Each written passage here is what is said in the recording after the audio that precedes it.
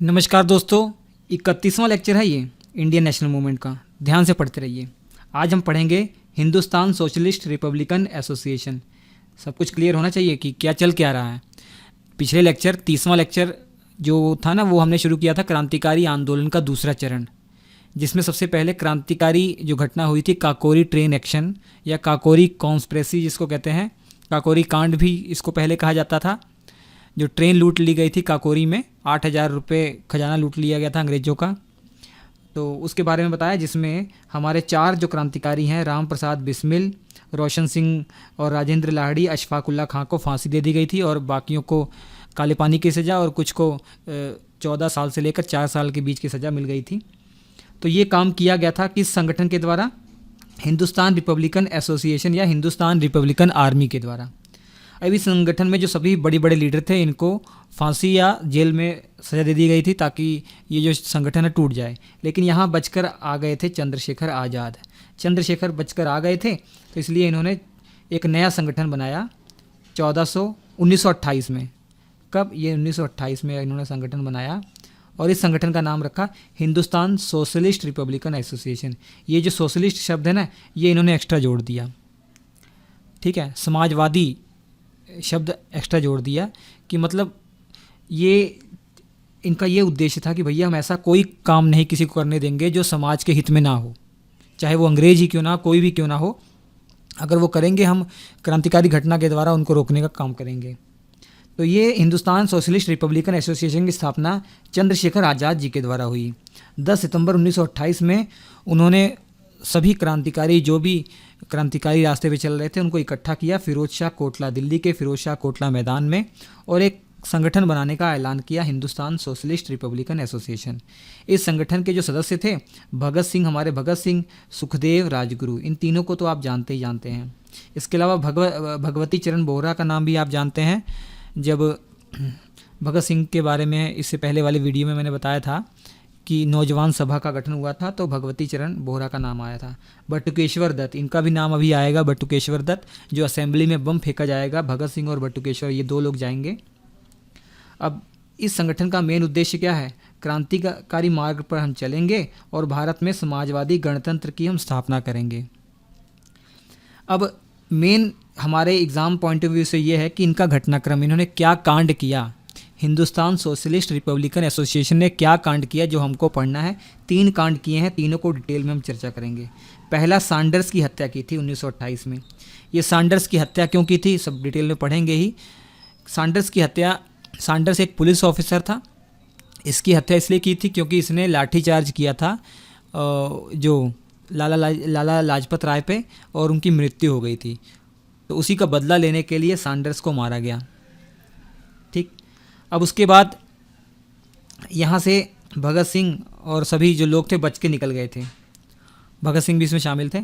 उसके बाद कुछ महीनों के बाद ना सेंट्रल लेजिस्लेटिव में बम फेंक दिया गया। जो केंद्र वाला सिस्टम है, आप जानते हैं कि केंद्र में वायसराय हैं, वायसराय की एग्जीक्यूटिव काउंसिल है और एक विधायिका है, कानून बनाने वाला सिस्टम। जैसे हमारे यहाँ भारत में अभी वर्तमान में संसद है, वैसे ही एक केंद्रीय विधानसभा थी वहाँ, सेंट्रल लेजिस्लेटिव। वहाँ पर बम फेंका था। वो बम जो फेंका था ना, वहाँ भगत सिंह गए थे और बटुकेश्वर दत्त गए थे। तो इन लोगों को गिरफ्तार कर लिया था, लेकिन इन्होंने जानबूझकर बम फेंका था, किसी को मारना नहीं चाह रहे थे, बल्कि अंग्रेज़ों के कान खोलना चाह रहे थे। ठीक है, उनको एहसास हो कि भैया कि हम इंडियंस की सुनिए, आप अपने कानों को बंद करके जो बैठे हुए हैं ना, हम इग्नोर कर रहे हैं, हमारा शोषण कर रहे हैं, अपने कान खोलिए। और उनके कान खोलने के लिए बम की ही आवश्यकता पड़ेगी, ऐसा मानना था हमारे भगत सिंह का। ठीक है, अब इनको गिरफ्तार कर लिया गया, क्योंकि इनके ऊपर बड़ा केस तो लगा नहीं सकते थे, क्योंकि बम फेंका था और कोई मरा भी नहीं था, तो इनके ऊपर बड़ा केस नहीं लग सकता था। लेकिन जो पन्ने हैं ना पिछले, वो फरोले गए। तो सांडर्स हत्या मामला इन अंग्रेज़ों की नज़र में आया, वो केस जोड़ दिया गया इस सेंट्रल लेजिस्लेटिव बम कांड के बाद। सेंट्रल लेजिस्लेटिव बम कांड जब हुआ था, तो इनको लाहौर जेल में जब भेजा गया था ना, तो लाहौर में एक नया केस खोल दिया गया। कौन सा? सांडर्स की जो हत्या वाला केस खोल दिया गया, जिसके तहत 3 लोग मुख्य तौर पर भगत सिंह, राजगुरु, सुखदेव को फांसी दी गई। ये लाहौर षड्यंत्र। तो लाहौर षड्यंत्र सांडर्स वाला मामला एक ही है, तो सैंडर्स की का जो मामला था, इससे संबंधित केस लाहौर में चला, इसलिए लाहौर षड्यंत्र केस है। तो डिटेल में पढ़ते हैं। सबसे पहले सैंडर्स की हत्या का मामला 1928 का, ये क्या है समझ लेते हैं। आप जानते हैं, नहीं जानते हैं तो आगे हम जब गांधीवादी चरण कंटिन्यू करेंगे, 1922 से हमने रोक दिया हुआ है ना, उसके बाद जब कंटिन्यू करेंगे तो आप देखेंगे कि साइमन कमीशन भारत आया था, 1928 में भारत आया था। इसका गठन इंग्लैंड में ही 1927 में कर दिया गया था। इसमें 7 के 7 लोग जो थे ना वो अंग्रेज थे, इसीलिए हम विरोध कर रहे थे। इनको काम दिया गया था कि जो 1919 का एक्ट था ना, उसमें क्या सुधार किया जाए और एक नया कानून बनाना था इनको, जो कि कानून बाद में बनकर आएगा 1935 में। तो साइमन कमीशन का हम इसलिए विरोध कर रहे थे कि भैया हमारे लिए कानून बनाना है, हमको अधिकार देने हैं आपको, तो उसके लिए आप हमारे इंडियंस को भी तो इस कमीशन में शामिल कीजिए। कोई भी इंडियन इस कमीशन में नहीं है, ऐसा कैसे चलेगा। और ये 1928 में जब साइमन कमीशन भारत आया तो उतरा 3 फरवरी को बम्बई बंदरगाह पर। इतना विरोध हुआ भैया। तो इन्होंने भारत के अलग अलग हिस्सों की यात्रा की, हर जगह घूम घूम के गए, जहाँ जहाँ गए उनका विरोध हुआ। ऐसे ही लाहौर भी आए थे 30 अक्टूबर 1928 को, यहाँ भी विरोध हो रहा था। यहाँ पर विरोध कौन कर रहे थे? लाला लाजपत राय थे यहाँ पर, और भगत सिंह की जो नौजवान सभा थी वो पूरी उपस्थित थी। पूरी तरीके से यहाँ विद्रोह हो रहा था, विरोध हो रहा था। तो वहाँ का एसएसपी जो ऑफिसर था, जेम्स ए स्कॉट था, उसने आदेश दे दिया लाठीचार्ज का। ठीक है, उसने आदेश दिलवा दिया लाठीचार्ज का। उसने पहले बोल रखा था कि कोई भी जुलूस, कोई भी जनसभा नहीं बुलाई जाएगी। जब लाहौर आएंगे ये आपके साइमन कमीशन और उनका आयोग आएगा, कोई भी जुलूस, कोई भी जो है जनसभा नहीं होगी। लेकिन यहाँ पर जुलूस और जनसभा हुई, और एसएसपी ने कह रखा था, जेम्स ए स्कॉट सबसे बड़ा ऑफिसर था, ये कह रखा था कि अगर ऐसा कुछ होगा लाठीचार्ज हो जाएगा। और वहाँ पर जो पुलिस अधीक्षक था, ASP, assistant superintendent of police, वो जेपी सैंडर्स था। इसने लाठीचार्ज कर दिया। इसने अपने हाथों से लालाजी लाजपत राय के सिर पर लाठीचार्ज किया, जिससे ये बुरी तरीके से घायल हो गए। इतना घायल हुए कि 17-18 दिन के बाद इनकी मृत्यु हो जाती है। लालाजी लाजपत राय को पंजाब केसरी भी कहते हैं, शेरे पंजाब भी कहते हैं। ये पहले बता चुके हैं हम, जब ग्रमपंथी चरण पढ़ाए थे आपको ना, तो उसमें बता दिया था हमने। तो यहाँ पर देखिए तस्वीर बनाई गई है जिसमें सैंडर्स लाठीचार्ज कर रहा है।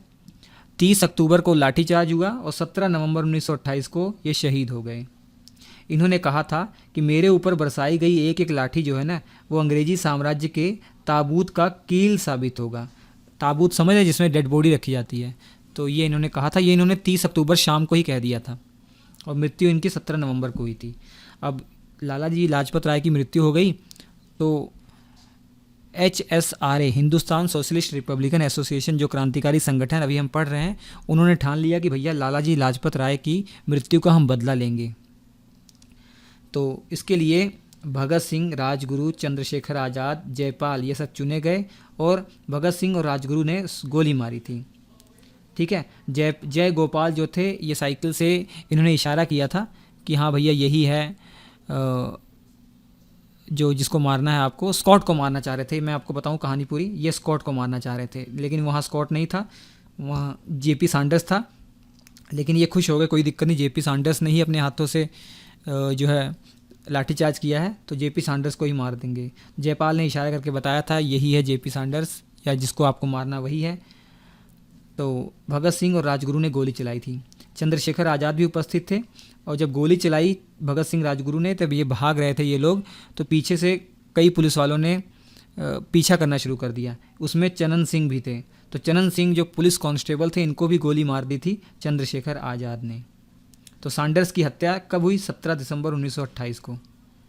जबकि हमारे जो लालाजी लाजपत राय थे, उनकी 1 महीने पहले जस्ट इसी तारीख को 17 नवंबर 1928 को मृत्यु हुई थी। तो उसका बदला ले लिया गया। तो ये केस कौन सा था? ये केस था सैंडर्स की हत्या का मामला। अब यहाँ से लाहौर से बचना था। लाहौर में पूरी छापेमारी हो रही थी, लेकिन लाहौर से बचकर निकल गए थे सभी लोग। जो भगत सिंह थे, ये दुर्गा भाभी जो थी ना, इनके साथ NRI कपल बनकर निकल जाते हैं। ये दुर्गा भाभी वही हैं जिनको दुर्गावती भी कहते थे, भगवती चरण की वाइफ हैं। ठीक है, भगवती चरण बोहरा की ये वाइफ थी। भगवती चरण मैंने बताया था पिछले भी वीडियो में, याद रखिएगा नाम। उन्हीं की ये वाइफ है दुर्गा भाभी। ये दोनों लोग कपल के रूप में, कपल का रूप धारण करके, और भगत सिंह जो है एनआरआई बन जाते हैं। एनआरआई का रूप धारण कर देते हैं, एकदम पूरे बाल और कटवा लेते हैं अपने, टोपी पहनकर, अंग्रेज का रूप धारण करके। एक तरीके से हमारे इंडियन जो कनाडा में रहते थे ना, पंजाबी, वो एनआरआई कहलाते हैं, जो विदेशों में रहते हैं ना, नॉन रेजिडेंशियल इंडियन। तो वो अंग्रेजों की तरह रहते थे सूट बूट में, वो रूप धारण करते हैं और दुर्गा भाभी के साथ, और इनका एक बच्चा था दुर्गा भाभी का, उसको साथ में लेकर यहाँ से निकल जाते हैं और चले जाते हैं बंगाल में। ठीक है, बंगाल में कुछ दिन रहने के बाद दोबारा से ये वापस आते हैं। तब तक ये जो केस है ना, कई फाइलों में दब चुका था, ये शायद ना भी खुलता, ये केस ना खुलता।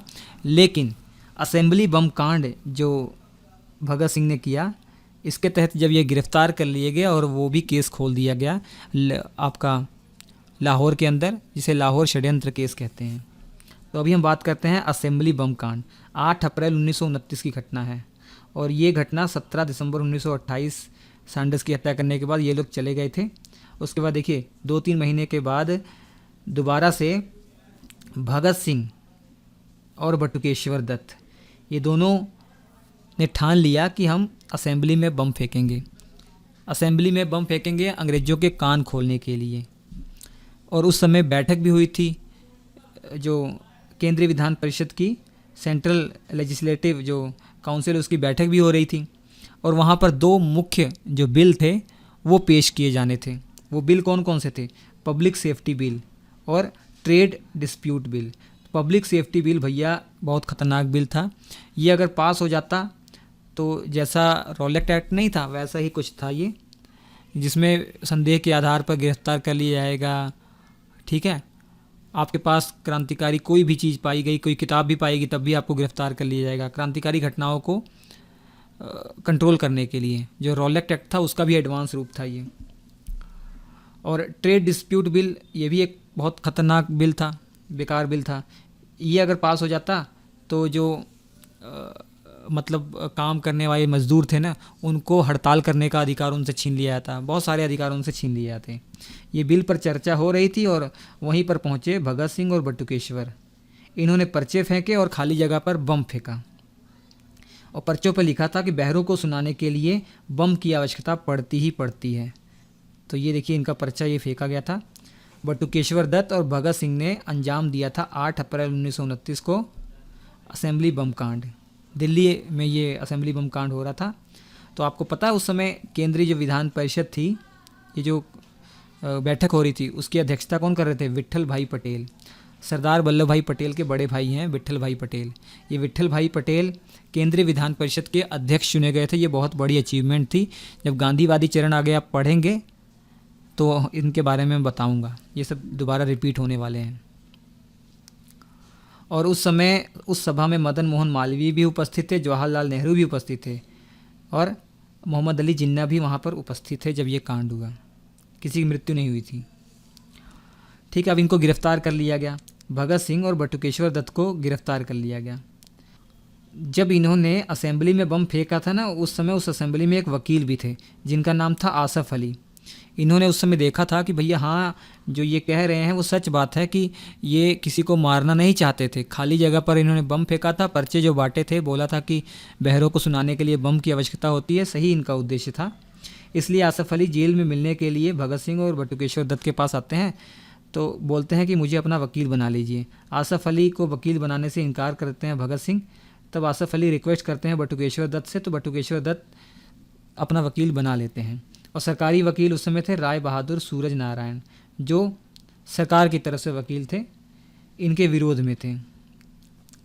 और उस समय जज कौन थे जो इनकी सुनवाई कर रहे थे? सेशन जज जो थे वो लियोनार्ड मिल्टन, ये जज थे, ये सुनवाई कर रहे थे इस केस की। और इस केस की सुनवाई के बाद इनको 12 जून 1929 को आजीवन कारावास दे दिया गया। इनके ऊपर आरोप लगाया गया कि ये बंदूक भी लेकर आए थे, ठीक है, और गोलियां चला रहे थे, जबकि ऐसा था नहीं। ठीक है, आजीवन कारावास हो गया 12 जून 1929 को। अगर इतना ही हुआ होता तो ये ज़रूर आगे 2-4 साल में इनको छुड़ा लिया जाता, क्योंकि बहुत लोग जो आजीवन कारावास पाए थे ना, वो आगे चलकर कांग्रेस और अंग्रेज़ों की कुछ ना कुछ समझौते होते थे, छुड़ा लिए जाते। लेकिन आजीवन कारावास हो गया, इनको फांसी देना चाह रहे थे अंग्रेज, तो वो कुछ ना कुछ लिंक ढूंढ रहे थे और यहाँ उनको लिंक हासिल हो गया। कौन सा पता है? जो कांड इन्होंने किया था सैंडर्स की हत्या वाला मामला, वो अंग्रेज़ों के हत्थे चढ़ गया और उन्होंने जब इनको लाहौर जेल में बंद किया हुआ था तो उस मामले को भी साथ में जोड़ दिया। तो ये है लाहौर आपका षड्यंत्र केस, वो हमको पढ़ना है।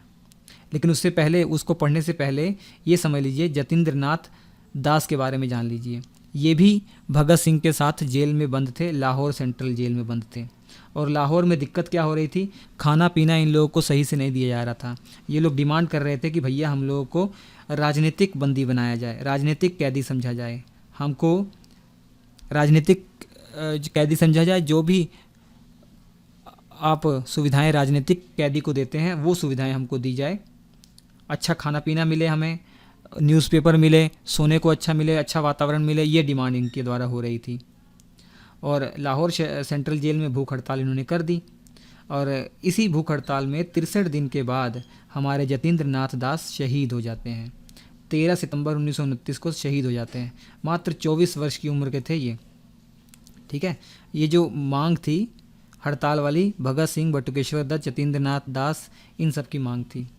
अब इनका शव लाहौर से कलकत्ता ले जाया गया क्योंकि कलकत्ता के रहने वाले थे और रास्ते में इतने लोगों ने इनको सपोर्ट में आए, मतलब इनकी जो अंतिम यात्रा थी इतने लोग साथ में आए। ऐसा बताया जाता है कि 5 लाख लोग इनके अंतिम संस्कार में भाग लिए। तो बहुत फेमस, प्रसिद्ध हुए थे ये जतींद्र नाथ दास। उसके बाद पढ़ते हैं लाहौर षड्यंत्र केस। देखिए, लाहौर षड्यंत्र केस शुरू होता है 10 जुलाई 1929 को। ठीक है, 1929 को ये प्रारंभ होता है ये केस और सुनवाई होते होते 1930 में 7 अक्टूबर 1930 में लगभग 1.5 साल के बाद सज़ा होती है और सज़ा होती है फांसी की। ठीक है, अब मैं आपको बताता हूँ, थोड़ा सा पीछे ले जाता हूँ। देखिए, 12 जून 1929 को इनको आजीवन कारावास हो गया, जून 1929 को। अब जून और उसके बाद जुलाई, 10 जुलाई 1929 को ही, 1 महीना भी पूरा नहीं हुआ। देखिए, 10 जुलाई और यहाँ पे 12 जून, लगभग 1 महीने के बाद एक और नया केस जोड़ दिया गया। नया केस क्या था? सैंडर्स की हत्या वाला जो मामला था वो केस जोड़ दिया गया। अब वो केस चलता है। 7 अक्टूबर 1929 को सज़ा का ऐलान होता है। ठीक है, 18 लोगों पर यह केस चला। मेन जो थे ना वो भगत सिंह, राजगुरु, सुखदेव, ये मुख्य लोग थे। इनको फांसी होने वाली है।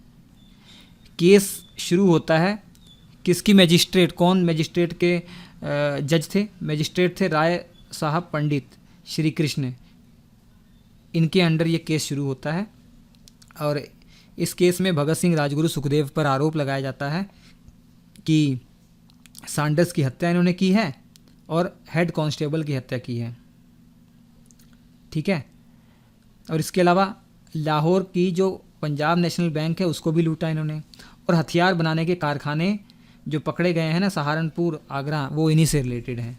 तो ये सब मामलों पर केस इनके ऊपर चलता है। कई लगभग साल बीतने वाला होता है, केस चलता रहता है, कोई निर्णय नहीं आता। और उस समय जो वायसराय था लॉर्ड इरविन, ये चाह रहा था कि केस तेज़ी से कंप्लीट किया जाए और फांसी पे चढ़ा दिया जाए भगत सिंह, राजगुरु, सुखदेव को। तो इसलिए ये 5 मई 1930 को एक विशेष ट्रिब्यूनल गठित करता है। ट्रिब्यूनल आप समझ पा रहे हैं ना क्या होता है? कि ये कोर्ट की तरह ही होता है, इसको कोई स्पेशल टास्क दिया जाता है। ठीक है, तो 10 जुलाई को ये शुरू हुआ केस, समझ रहे हैं? तो 10 जुलाई से 5 मई 1930, लगभग मई, जून, जुलाई, 10 महीने तक कोई निर्णय नहीं आ पाता। इसलिए विशेष ट्रिब्यूनल का गठन किया जाता है। 3 जज की एक बेंच होती है जिसमें जेम्स कोल्डस्ट्रीम थे, आगा हैदर थे, जीसी हिल्टर, ये सब इस जो है ट्रिब्यूनल का हिस्सा थे। ये 3 जज सुनवाई करते हैं और फाइनली 7 अक्टूबर 1930 को अपना फैसला सुना देते हैं और बोल देते हैं कि 24 मार्च 1931 को सुबह 6 बजे फांसी दे दी जाएगी। सुबह 6 बजे फांसी दे दी जाएगी। लेकिन आपको पता है कि लगभग 10-12 घंटे पहले ही इनको फांसी दे दी गई थी। 23 मार्च को ही फांसी इनको दे दी गई थी। 7:30 बजे शाम को 23 मार्च को ही इनको फांसी दे दी गई थी। अंग्रेज इतने डरे हुए थे क्योंकि पहले से ही लोगों ने पूरा स्टेशन, जो जेल था, उसको घेर रखा था। ठीक, इनको फांसी दे दी गई और उसके बाद रात को फांसी दे दी गई और इनकी डेड बॉडी लोगों को ना मिले, ताकि ये लोग शव यात्रा ना निकालें। शव यात्रा निकालेंगे और लोगों में और गुस्सा उबाल आएगा तो हमारे खिलाफ कुछ गलत हो सकता है। इस कारण से ये पंजाब में फ़िरोज़पुर जगह है, वहाँ नदी है सतलुज नदी के किनारे जला देते हैं डेड बॉडी को। लेकिन लोगों को पता लग जाता है, लोग वहाँ जाते हैं जल्दी से, उन पुलिस वालों को मार के खदेड़ देते हैं और वहाँ पे अंतिम संस्कार इनका किया जाता है। अब इससे पहले देखिए 23 मार्च को इनको फांसी दी गई ना, इससे पहले 5 मार्च 1930 को गांधी और इरविन में समझौता हुआ था। गांधी जी उधर सविनय अवज्ञा आंदोलन चला रहे थे, पढ़ेंगे गांधीवादी चरण में तो देखेंगे। तो गांधी जी ने सविनय अवज्ञा आंदोलन चला रहे थे और गोलमेज सम्मेलन हो रहे थे, राउंड टेबल कॉन्फ्रेंस इंग्लैंड में हो रही थी, जिसमें कांग्रेस ने पार्टिसिपेट नहीं किया था। अभी नया आपको लग रहा होगा, आगे पढ़ेंगे समझ में आएगा। तो उस राउंड टेबल कॉन्फ्रेंस में कांग्रेस ने हिस्सा नहीं लिया, तो अंग्रेज़ों को अच्छा नहीं लगा कि भैया जो इंडिया की सबसे बड़ी पार्टी है वही हिस्सा नहीं ले रही है, तो कैसे चलेगा ये। तो इसलिए गांधी और इरविन भारत के वायसराय के बीच में समझौता होता है 5 मार्च 1931 को। कई समझौते होते हैं, उसमें ये भी समझौता होता है कि जो राजनीतिक बंदी हैं उनको छोड़ दिया जाए, जिनके ऊपर कोई कत्ल का मुकदमा नहीं चल रहा है या कत्ल का कोई केस नहीं चल रहा है, उन सबको भी छोड़ दिया जाए। ये एक शर्त थी, कई शर्तों में एक शर्त ये भी थी। तो गांधी जी पर यह आरोप लगता है कि गांधी जी ने इस समझौते के अंदर, गांधी इरविन समझौते के अंदर भगत सिंह और राजगुरु सुखदेव को छुड़ाने की बात क्यों नहीं की। इसी कारण से गांधी जी का बहुत क्रिटिसाइज़ किया जाता है कि ना छोड़ते अंग्रेज, वो अलग बात थी, लेकिन यहाँ पर बात तो उठानी चाहिए थी।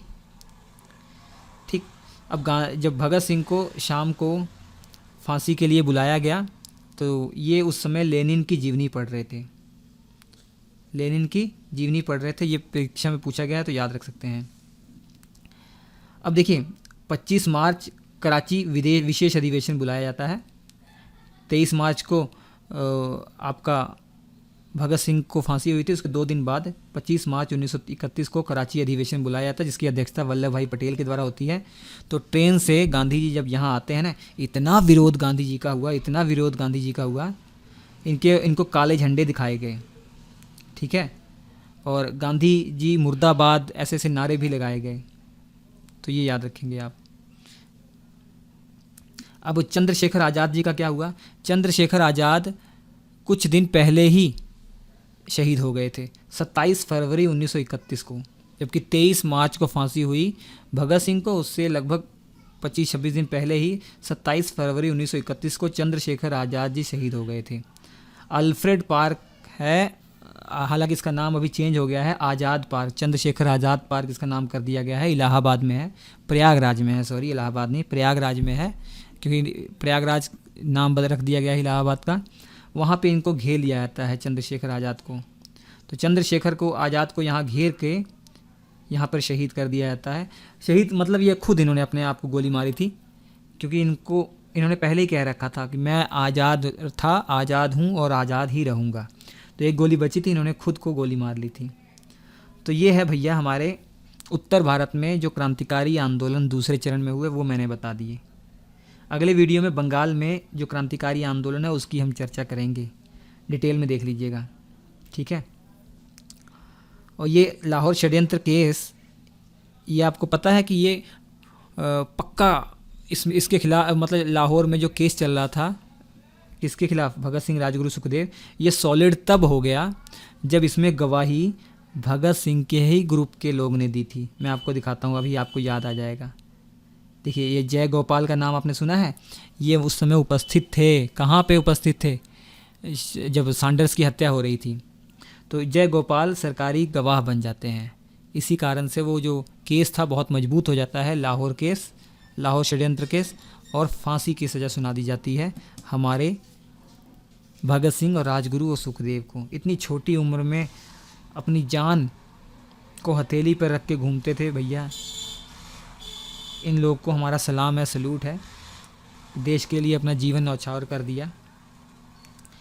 तो इसके बाद हम बंगाल में क्रांतिकारी आंदोलन हम पढ़ेंगे भैया। वहाँ एक मास्टर जी हैं, मास्टर सूर्यसेन, मास्टर दा, इनके ऊपर फिल्म भी बनी हुई है। खेलेंगे हम जी जान से, वो भी देखिएगा, बहुत मज़ा आएगा। अभिषेक बच्चन ने मास्टर जी का रोल निभाया हुआ है। श्री एजुकेशन एप्लीकेशन पर इसके क्लास नोट्स है, देख लीजिएगा, बहुत बेहतरीन क्लास नोट्स हैं। हम आपसे मुलाकात करेंगे अगले एपिसोड में, तब तक के लिए नमस्कार।